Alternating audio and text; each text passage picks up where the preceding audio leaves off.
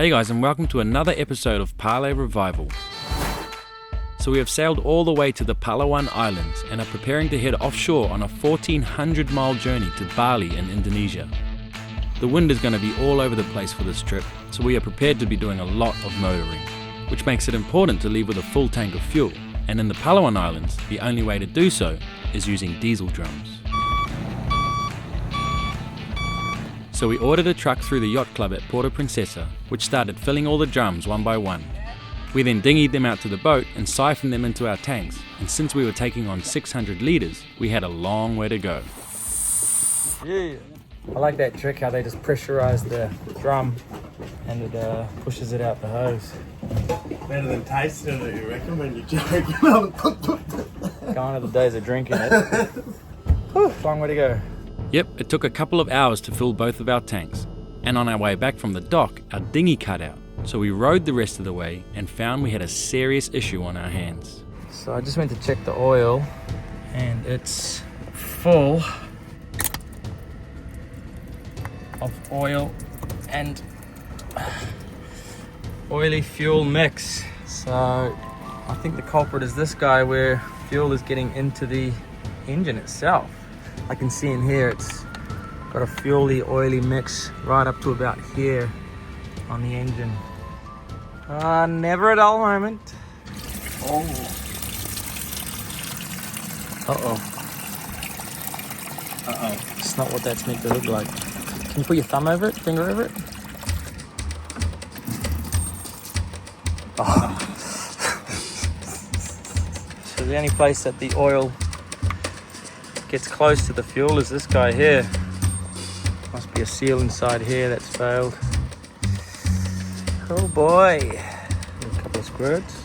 There it comes. Stop. Yeah, that's the problem. This all fuel comes straight past that. Oh boy. So it looks like there's a diaphragm here. We saw fuel get past it. So this is a pump on a cam in here. And fuel has just gone straight past that into the engine. Engine was running full of fuel, so I don't know what damage that's done, but need a new fuel pump for sure. Later that day, the crew went to provision for 2 weeks at sea, which is always a bit of a spectacle. Now we have to get everything in the tuk-tuk. But are we going to fit everything? Might need 3. In the meantime, one of my old crew members, Noodles, had arrived to join us with his dad, and he wasted no time getting acquainted with the local bar scene down in Puerto Princesa. He ended up pulling an all-nighter, and the next morning his mother rang and was not impressed.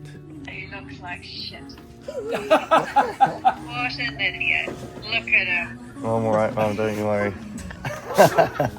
Do not do that in Indonesia. They sell you poison and then you'll be dead. Oh yeah. When he was missing, I was wondering about the catamaran's mates who left him to die somewhere in the country. Oh my god, not only are you letting him get away with it, the boys are getting in trouble. Shit. No way. You are a mummy's boy. Big Mark. Hooters.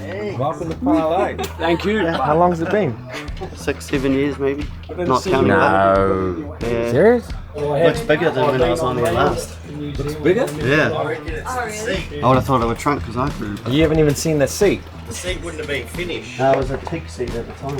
A teak seat? I thought he was making a teak seat for the back here. Oh no, those are those ones. Oh, okay. Oh no, this is my new roommate. Little spoon. I'll fight you for it. Oh boy. Don't grin anymore. Alright guys, I'm doing the not so fun task of packing up because I'm going to be going home for a whole month. But it's for a very good reason. My best friend in the whole wide world, Cass, is getting married and I'm one of her bridesmaids. And yeah, it's just a joy to be able to be there for her. But yeah, I've never been away from the boat this long. And I'll see you after a month when you've arrived in Bali. So I'm actually having to share a cabin with Will, which will be interesting. I haven't shared a bed with another man, maybe ever.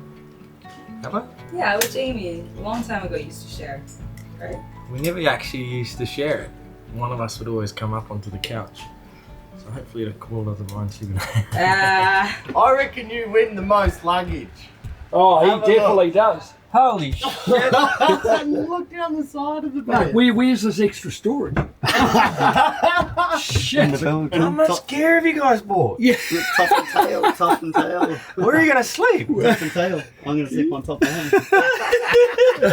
You bought the sink. Yeah.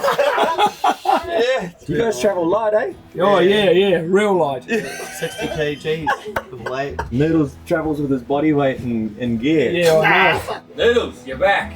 Yeah, we're back with my dad this time. He's wanted to come for a while now. Has he? Yeah, he's lucky he's in now.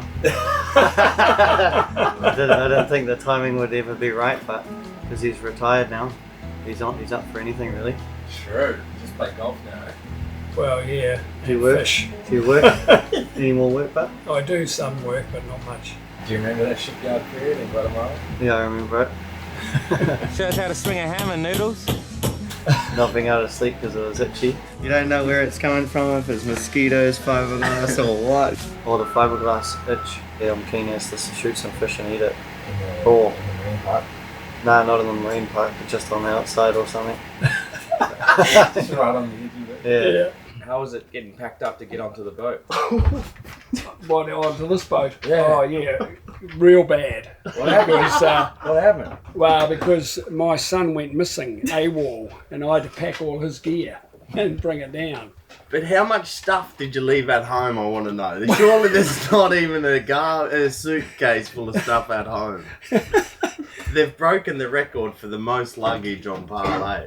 And so our final crew member sailing with us to Indonesia was Chloe, whose stepdad I'm friends with from Stradbroke Yachts. G'day guys, I'm Chloe. I am 25 from North Stradbroke Island, Australia in Queensland. My stepdad is a boat builder and he's building SV Delos's new aluminium catamaran. Why do you want to live on a sailboat? It's just something super out of my comfort zone, just something different. Just want to live life while I can when I'm young, really. I can look back on it in 50 years' time and tell my kids about the amazing experience I had. And what are you concerned about on this passage? Mainly just pirates. So a lady called Mama Ranger has just arrived. She won an International Woman of Courage Award for her work protecting the Tubataha Reef that we're going to. So it's a real honour to have her here. She's going to do like a dive briefing and explain a little bit about Tubataha for us. So let's go on the bow. Yeah, so most of our rangers have been with us a long time. The fish are not fearful because, you know, they're not caught or harassed or anything. Has Dave and Ephraim ever been down here? Oh, here? No, he hasn't. Hasn't he? Oh, okay, shit, that's weird. Let's get him down here. Well, no, but I thought he would have. He's been to a lot of oceans, man. Maybe Brian can bring him next time. So we had a 100-mile sail overnight to Tubbataha Reef, which is a UNESCO World Heritage Site that we were fortunate enough to get permits for thanks to some friends in high places. But our buddy boat wouldn't let us leave Filipino waters without tasting a local delicacy that we had heard a lot about, but we had never seen with our own eyes. Jamie! No, Come on! I can't Come on eat down! it. Oh boy. Oh, I'm sweating. Okay, here we go. It's a duck egg. It's been cooked, it's not raw. Oh yeah. And what we have in here is the aborted fetus. Oh, okay, yeah, I've heard about this. fertilized embryo. A fertilized embryo. This was a rite of passage for us to growing up. After a round of heavy drinking. First you break the rounded part. And You start you peel, breaking it up. just peel the top. Oh my god. Picked the wrong day to do this. Cheers! Okay? It's mindset. It doesn't taste too bad, I thought it was. Get the juice! It's really nice. It is. It's just the juice. It's nice. I forgot this was supposed to be done in darkness. Oh, see? It's not that bad. It's good. It's good. It's not that bad actually. Yeah. And you- Now we open the egg. Now you see the baby. There it is. Oh! There. That's it, man. Can you see this? Oh my god. Take the first sit up. Done. Don't Done. don't Alright, here we go. go, Jamie. Mark's gone for seconds. Jamie's going for it. Ah! Oh god. There you Just go. close your eyes. Huh?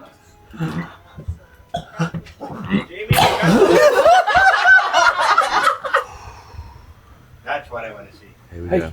Richard. Good luck first.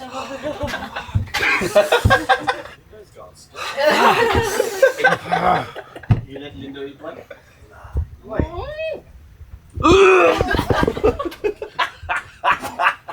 Couldn't do it. Lindo, you wanna try some? Thanks, guys.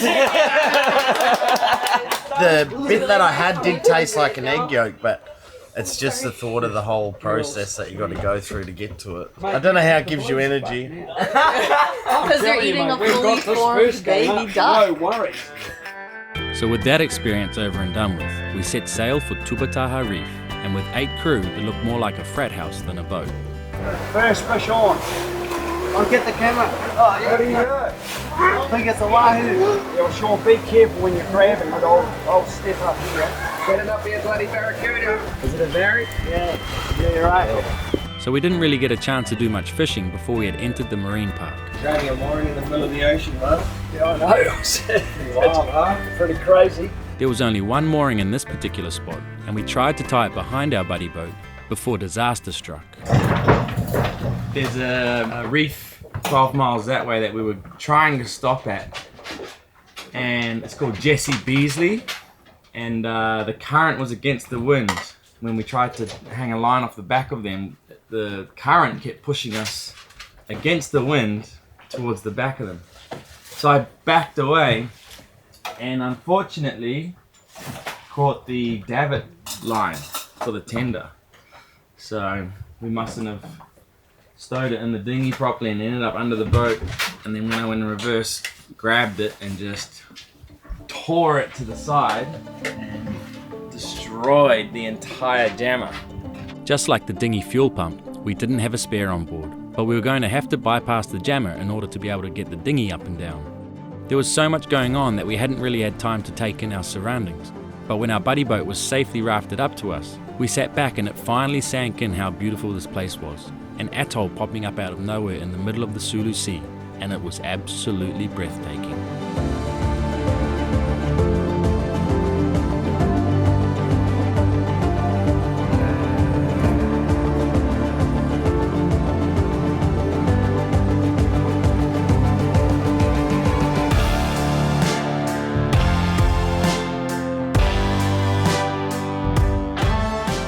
How do you feel about not being allowed to fish here? Well, it's not my normal, but I will abide by the rules. What did we have to do? Hey? What did we have to do to the rods? We had to stow them away and take all the lures off. They said even just to have fishing rods here was illegal. Yeah. And they said the punishment for breaking the law out here was it 12 to 20 years? More time than murder. Murder, yeah. Do you guys want to go diving today? It's up to you. There's if a you want. wreck right here. Can you put a life jacket on? No, I'll just swim. Some floaties, sea floats. So the one thing this place is world renowned for is the diving. But with extreme currents, there have been several incidents of people disappearing on dives out here. So our buddy boat chose to take a dive guide with us to avoid any incidents. Welcome to Tubbataha Reef. We are in the south of the North Atoll. We're currently on a mooring called Wall Street. We'll get on the mooring and then we do a giant stride off the back. And then when everybody gives us the OK signal, we proceed along the wall.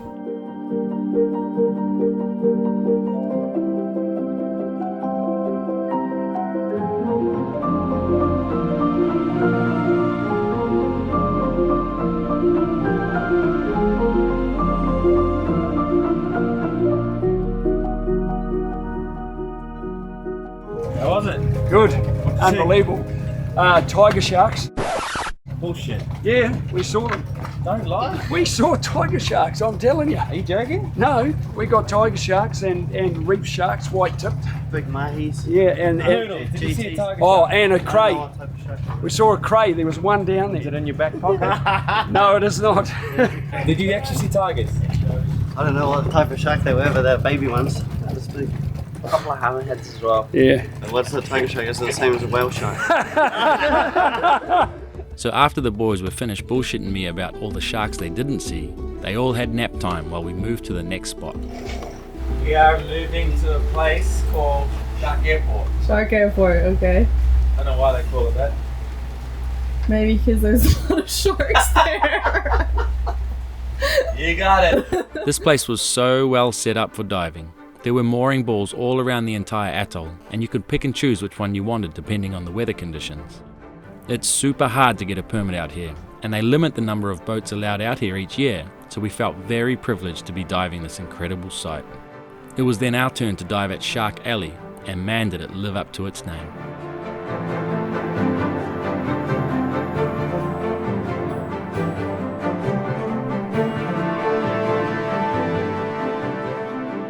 It had been an awesome day of diving, and we finished it off with a very competitive game of poker.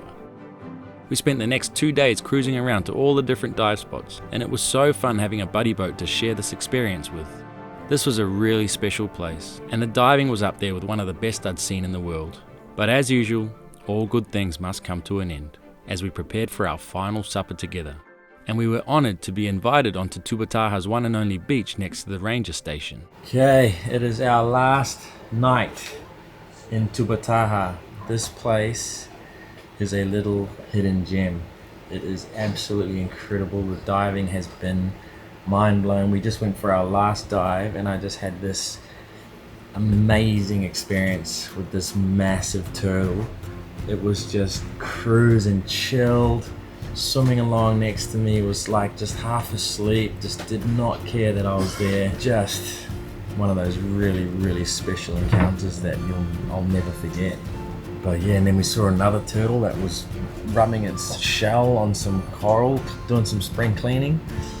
Yeah, this is a very special place. For us to be able to do this off the back of Parlay like this, it's been an absolute privilege. So never, ever, ever forget this. But the rangers have invited us over to the beach to share a meal with them. And we're leaving tonight, and I'll tell you guys all about that, because it's not exactly an easy passage. Let's go to the beach. This is Colin. Nice to meet you. We're giving the rangers a whole stack of drinks that we had left over from our Patreon meetup. So it's obviously forbidden to fish here, but the rangers get an exemption. When they leave, then we visit the ranger station. Because they obviously need to survive out here, and they come out here for 60 days at a time. So there are 12 rangers that live out here for 2 months at a time, working tirelessly to protect this World Heritage Site from fishermen or other illegal activities. They were excited to show us their living quarters, and I got the feeling that any interaction with foreign people out here was a nice distraction for them. This is the area where we monitor the boat. Cleaning his bed, look. We're not prepared. Here's our bed. This is your bed? The usual boy is mine. This is your one? Oh, you were cleaning this bed? So you have a generator running now, or just batteries? We have food supplies. So this is our kitchen. There's a bird stuck in here. How often does the supply ship come? Only once. When we came here, we bring them on. Yeah. Once every 60 days? Yes, because the design of the roof. Design of the roof is they cut gutter. That was smooth, man. What's the punishment for fishing inside? Going to jail. For how long? 10 years. This is our radar. It covers about 30 nautical miles. And you have internet here? Yes, sir. And so you can monitor everyone on marine traffic, yes, sir, as well. So you're zoomed in on Parlay right now. Yeah. You were following us. I promise we didn't break any rules. Ah, yeah. Buy the shirt, man. You gonna wear it? Yeah, I'll wear it. Where's your money though? You're paying. You're doing a good thing, mate. You're making me support the locals. You're right. Wow, that's perfect. Yeah. And up the wires. The rangers then gave us an extremely rare treat of a bonfire on the beach, which they had to burn a part of the old ranger station for. We shared an amazing meal together, and the rangers really appreciated some of the food that we had bought that they don't normally get to eat. Normally fish every night. Yeah, every day. These are honestly the best moments for us on our travels, meeting and mingling with a culture so different to our own. The tide was slowly rising, and when it does, the entire beach disappears. So we reluctantly had to say goodbye and head back to the boat. Thank you very much. To get to Bali, we had to sail south from here, and the wind was turning southerly in a couple of days, so we had to make an early exit that night. It was so hard saying goodbye to our buddy boat, who had been so good to us from the day we arrived in the Philippines, and we exchanged a few gifts before having to part ways. Thanks, man. Especially in Serbia, you were so helpful. Another unbelievable experience with incredible people, and something that all of us will remember for the rest of our lives. I hope you enjoyed that episode, guys. Hit subscribe if you're new here, and join us next Sunday as we head up a river in Borneo and get into some serious trouble, and that's no exaggeration. Oh no! No! That was full on. Some crazy storm or something that just washed all of these branches into the river at that moment. Crazy. Yeah, we've ended up bloody close to that edge.